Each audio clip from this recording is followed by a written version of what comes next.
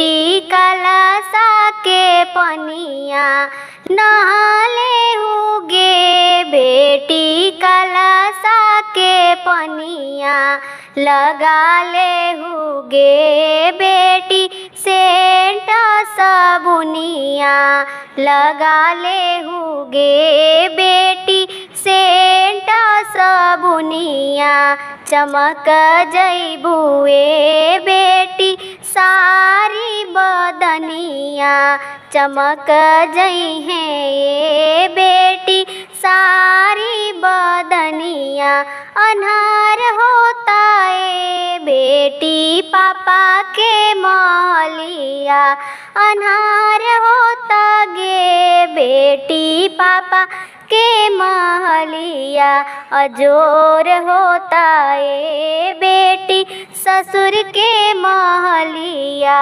अजोर होता है। बेटी ससुरा के गलिया नहाले हुगे। बेटी कलसा के पनिया लगा ले हुगे। बेटी सेंट सबुनिया लगा ले हुगे। बेटी सेंट सबुनिया चमक जई है। ये बेटी सारी बदनिया अन्हार होता है। बेटी भैया के महलिया अन्हार होता है। बेटी भैया के महलिया अजोर होता गे। बेटी ससुरा के गलिया अजोर होता गे। बेटी